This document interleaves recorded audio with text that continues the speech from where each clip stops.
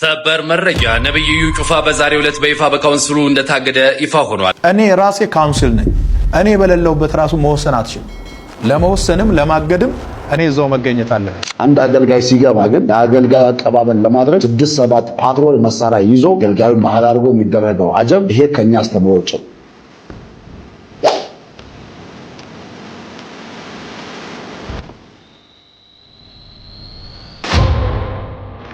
ጦር መሳሪያ የያዘ የመንግስት ወታደር ወጥቶ አገልጋዩን ለምን ይቀበላል የሚለው ጥያቄ እና ማማሲያ ይዞ እንዲወጣ ነው የምትፈልገው? መታገድ ያለባቸው ካሉ ይታገዳሉ። በፍጹም ይሄን ኮምፕሮማይዝ ነው። ዝገብ ቤት ያለውን ማተም ወስደ መተ ከዛሬ ጀምሮ የክራይስት አርሚ ላይሰንስ ታግዷል የምትለው ነገር እንዴት ያለ ንቀት ነው?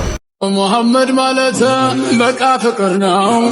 ፍቅር ማለት ያው ሙሐመድ ነው። ቁርአን ደግሞ ተለይቶ በሶስተኛው ቀን የተነሳው አሜን፣ በክብር ወደ ሰማይ ያረገው አሜን፣ ዳግመኛ ለፍርድ የሚመጣው አሜን፣ የታመንለት ኢየሱስ ጌታ ነው አሜን። በትንቀን አላህ ያቀርብልን።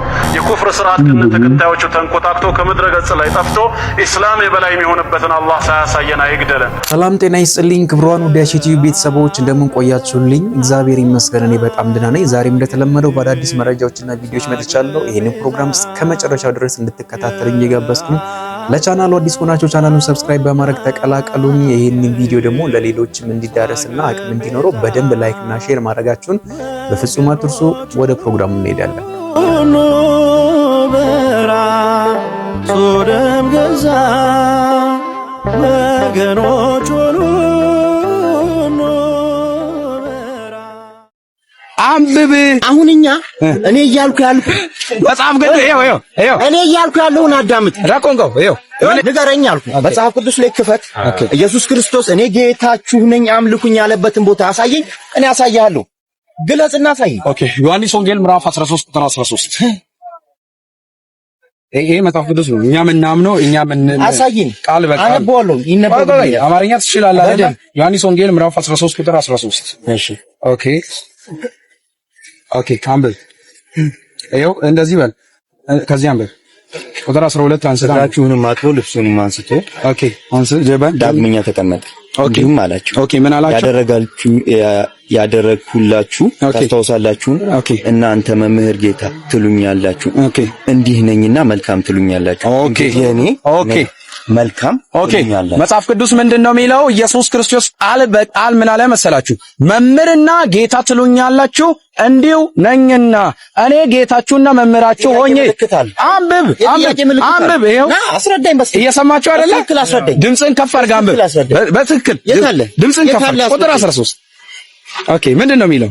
ቁጥር 13 በትክክል አንብቦ እኔ አንብቦ ስለ ከነ ጥያቄው ምልክቱ አንብብ። የቱ ጋር ነው ያሳየኝ? ቅድም ይሄው ቁጥር 13 ምንድነው የሚለው? ምን ይላል? እግራችሁንም አጥቦ ልብሱንም አንስቶ ዳግመኛ ተቀመጠ። እንዲህም አላችሁ ያደረግሁላችሁን ታስታውሳላችሁን? አስተውላላችሁን? ጥያቄ ምልክት አለ። ጥያቄ ነው የጠየቀው። እና ነኝና መልካም ትላላችሁ እናንተ። እንግዲህ እኔ ጌታና መምህር እናንተ እግራችሁን ይኸውልህ ትሉኛላችሁ ነው። አንብብ። አሁንኛ እኔ እያልኩ ያልኩ መጽሐፍ ግን ይሄው እኔ እያልኩ ያለውን አዳምጥ። ራቆንቀው ይሄው እያልኩ ያለውን አሁን አዳምጥ። አትሸፋፍን። ይሄ መጽሐፍ ቅዱስ ነው አይደለ? እየሰማችሁ አይደለ? ምንድነው የሚለው? ይሄው አይደለም እኔ ላነብልህ እኮ ነው። ላነብልህ ቆይ ላነብልህ ነው። ቆይ እኔ ላንብብ። ጠየቁት። ይሄው ላንብብ። እኔ እኮ ቆይ አንብብ ብሎ እኔ እኮ ነው መልስ የጠየቀው። ቆይ ችግር የለም። ምንድነው ያለኝ? ኢየሱስ ክርስቶስ እኔ ጌታ ያላችሁበት ቦታ አሳዩኝ አይደለ ያለው? ይሄ ነው በቃ ይሄ ነው። ፈሪ ብቻ ይሄ ነው። እና እስቲ ና ይሄው ኢየሱስ ክርስቶስ ምን አለ? ዮሐንስ ወንጌል ምዕራፍ 13 ቁጥር 13 ላይ ይሄው ምን ይላል መሰላችሁ? ይሄው ዳግመኛ ተቀመጠም እንዲህም አላቸው ያደረግሁላችሁን ታስተውላላችሁን? እናንተ መምህርና ጌታ ትሉኛላችሁ። ኦኬ ትሉኛላችሁ እንዲሁ ነኝና ምንድነኝ?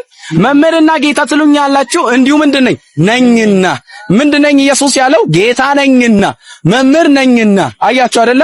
ስለዚህ ኢየሱስ ክርስቶስ ጌታ ነኝ ብሎ በቃሉ ተናግሯል አልተናገረም? ብለዋል አይደለ? ክብሩን ወደ ተመልካቾች እንደተመለከታችሁት እንግዲህ በጌታችን አምላካችን መድኃኒታችን ኢየሱስ ክርስቶስ አምላክነትና ጌትነት ዙሪያ የተደረገውን አጭር የጎዳና ላይ ክርክር ነው ተመልክተን የተመለስነው። ወደ ቀጣይ ቪዲዮ እንሄዳለን። ሙሐመድ ማለት በቃ ፍቅር ነው። ፍቅር ማለት ያው ሙሐመድ ነው። ምንድነው? እኔ እኮ ግራ እየገባኝ ነው። ብሽሽቅ ነው ወይንስ ቦታ አጣው ነው ወይንስ ብቻ እንደዚህ አይነት እንቅስቃሴዎች በኋላ ሄደው ሌላ ወደ ግጭት ውስጥ ሊያስገቡ ስለሚችሉ ምንም አይነት ትርጉምም የላቸውም። በእስልምናም አይፈቀድም። በማንኛውም ዘንድ የሚደረግ ነገር አይደለም። ይሄ ማንም አክሰፕት የሚያደርገው ነገር አይደለም። ቦታ አለው፣ ቀን አለው፣ ጊዜ አለው። ስለዚህ እኛውን መዝሙራችንን መስጊድ ጋር ለማርለም እንዘምረው፣ መዝሙራችንን ስብከታችንን መስጊድ ውስጥ ገብተን አይደለም እንሰብከው አይደል እንዴ? ስለዚህ ይሄ የሰዎችን ሃይማኖት የማክበር የሰዎችን ሃይማኖት ክብር የመጠበቅ ይሄ ነገር ሊታይ ይገባል። በተለይ ደግሞ በዚህን ሰዓት በጣም ውጥረት ባለበት በዚህን ሰዓት እንደዚህ አይነት እንቅስቃሴዎችን ማድረግ ይባስ ጉዳዩን ወዳልሆነ መንገድ ሊመራው ስለሚችል ከእንደዚህ አይነት እንቅስቃሴ መቆጠብ መቻል አለብን ብዬ አስባለሁ። ወደ ቀጣዩ ቪዲዮ እንሄዳለን። ሰበር መረጃ፣ ነብዩ ኢዩ ጩፋ በዛሬው ዕለት በይፋ በካውንስሉ እንደታገደ ይፋ ሆኗል። ከዚህ ቀደም የካውንስሉ አባል እንደሆነ የሚነገርለት ነብዩ ኢዩ ጩፋ ከዛሬ ጀምሮ ከካውንስል አባልነት ታግዶ የሚቆየ ሲሆን አንድ ነብይ በመኪናና በመሳሪያ ከሚያጅቡልን የጸሎት ቤት አጥቶ የሚቸገር በክራይ ቤት የሚሰቃይ ብዙ አገልጋይ አለ። የመቃብር ስፍራ አጥቶ የሚቸገር ብዙ ህዝብ አለ። መንግስት እሱን ይስራልኛ። አጀብ ግን ለምን ያስፈልጋል? ጦሩ የመንግስት ነው፣ ሰራዊቱ የመንግስት ነው እና ከተማው ላይ አንድ ኃይል የገባ እስኪመስል ድረስ የሚፈጠሩ ግርግሮች ተገቢ አይደለም። እሱ ላይም ካውንስሉ እርምጃ ወስዷል። እንደዚህ የሚያደርጉ አገልጋዮች፣ የተለያየ ስያሜ ያላቸው አገልጋዮች ሊታረሙ ይገባል ብለን በጥብቅ ነው እኛ ይሄን የምንቃወመው። ፈጽሞ የወንጌል አማኞች ኢሜጅም አይደለም፣ መጽሐፍ ቅዱሳዊም አይደለም። ምንድነው ትርጉሙ? በመሳሪያ ታጅቦ በዛ ሁሉ ግርግር ወደ አንድ ከተማ መግባት ምንድነው ትርጉሙ? መጽሐፍ ቅዱሳዊ ቤኔፊቱ ቫልዩ ምንድነው? እሱ ትርጉም አልባ ነው ለኛ። ስለዚህ እኛ ኢየሱስ ክርስቶስ ባልሄደበት መንገድ ከመጽሐፍ ቅዱስ ባልተማርነው መንገድ በዚህ መንገድ ግርግር ፈጥረን መሄድ ሌላ መልእክት አለው። እንግዲህ ስጋት አለ ማለት ነው። በመሳሪያ ታጅቦ የገባ አንድ አገልጋይ ከተማው ላይ የሚፈራው ወይ ከህዝብ የተበደረው ገንዘብ አለ ወይ ከዚህ ቀደም ከህዝቡ ወስዶ ያስቀረው ነገር አለ። ስለዛ ከተማ ላይ አደጋ ሊያደርስበት የሚችል የሆነ አካል አለ ማለት ነው። ታጅቦ ከገባ ሰላም ከሆነ ወንጌል ሊሰብክ የሚገባ ከሆነ ወንጌል ሊያገለግል የሚገባ ከሆነ ምን ያስፈልጋል? ለምንስ ብቻውን አይደለም? አጃቢዎችስ ምን ያደርጋሉ? ምን ያስፈልጋሉ?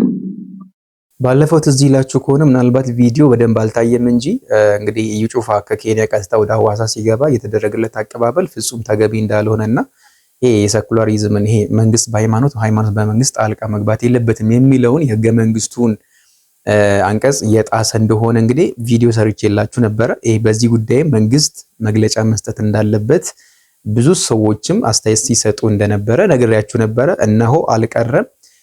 የወንጌሉ አማኞች ካውንስል እንግዲህ በዚህ ጉዳይ ላይ ትክክል እንዳልሆነ ተገቢ እንዳልሆነና ይሄን ነገርን ማስተካከል እንዳለበት ለኢዩ ጩፋ እንግዲህ ለክራይስት አርሚ የሰጠው አስተያየት ነበረ። ዞሮ ግን ኢዩ ጩፋ እብሪተኛው ኢዩ ጩፋ እንግዲህ ልቡ ያበጠ ሰው ነው። እንደምትመለከቱት እንግዲህ ማንም አያቆመኝም፣ ማንም አያገባውም፣ ፈላጭ ቆራጭ እኔ ነኝ የሚል አይነት ሰው ነው። ይሄንንም ጉዳይ የካውንስሉ ያወጣውን መግለጫ አልቀበልም፣ እኛን አይወክልም፣ እንደውም በጀት ነው በሌላ እንደውም ያንሳል፣ አቀባበሉ ያንሷል ሲል ነበር እና ከዚህ ጋር ተገናኝቶ እንግዲህ ካውንስሉ ክራይስት አርሚ ላይሰንሱን አንስቷል፣ ኢዩ ጩፋን ማግዶታል ማለት ነው። ከዚህ ጋር ተገናኝቶ እንግዲህ ኢዩ ጩፋ የሰጠው አንድ አስገራሚ የሆነ ምላሽ አለ። እስቲ ያንን ተመልክተን እንመለስ። ሻሰው አይደለም የካውንስሉ ጠቅላይ ጻፊ አለ፣ እንደገና የካውንስሉ ፕሬዝዳንት አለ፣ ቀጥሎም ካውንስሉን የሚመሩ ሰዎች አሉ። በጉዳዩ ላይ ማብራሪያ መስጠት አስፈላጊ ስለሆነ ነው እየሰጠው ያለሁት እንጂ እኔ ወንጌል የሚሰብከው በካውንስሉ ላይሰንስ አይደለም። እኔ አጋንንት የማስወጣው በካውንስሉ ላይሰንስ አይደለም። እኔ ለበሽተኞች የሚጸልየው በካውንስሉ ላይሰንስ አይደለም። እኔ ካውንስሉን እንደ ካውንስል ሪስፔክት አደርጋለሁ። ካውንስሉ ሲቋቋም ከዜሮ ስንነሳ የነበርኩት ሰው ነኝ። ሌሎች በካውንስሉ ውስጥ ኃላፊነት ካላቸው ሰዎች ጋር አብረን ሄደን አይደለም እንዴ የካውንስሉን ቢሮ ያደራጀ ነው።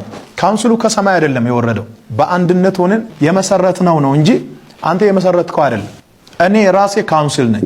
እኔ በሌለውበት ራሱ መወሰን አትችልም።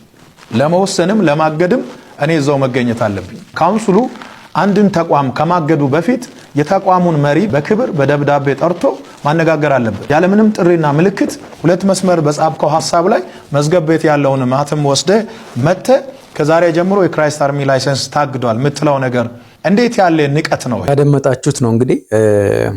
አሁን የካውንስሉን መግለጫ ማልቀበልም ኦሬዲ ካውንስል ውስጥ ያሉ ይሄ የአንድ ሰው መግለጫ ነው፣ እዚህ እነሱን እንጋፈጣለን ማንንም አያቆመኝም የሚል ነው። እንግዲህ የተለያዩ ሶሻል ሚዲያዎች ላይ እንደተመለከታችሁት እንግዲህ የሰጠው ምላሽ በጣም አነጋጋሪ ነው። ሌሎቹም እንግዲህ አባቶችን ማክበር እንዳለበት፣ ሌሎች ከሱ በላይ የሆኑትን ማክበር እንዳለበት፣ ካውንስሉን ማክበር እንዳለበት።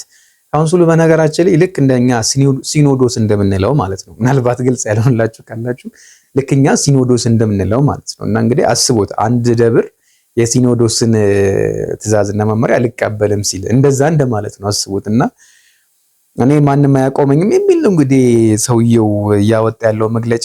ተው ሲባል አልሰማም አለ፣ እረፍ ሲባል አልሰማም አለ፣ ተው በዚህ አካሄድ ትክክል አይደለም ሲባል አልሰማም አለ። በመጨረሻም ካውንስሉ ከመጨረሻው አገደው። እንግዲህ እጉዱን አልቀበልም ወደፊት እቀጥላለሁ ነው እያለ ያለው። እግዚአብሔር እኮ የፍቅር አምላክ ነው፣ የትህትና አምላክ ነው አይደል እንዴ?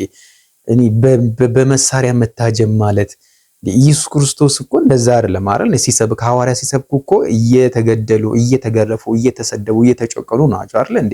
ይህ ሰውዬ ግን ለራሱ ጥቅም ሲል በመሳሪያ አጅቡኝ፣ መኪና ቪኤት ይምጣልኝ፣ በሄሊኮፕተር እንትን ይበል።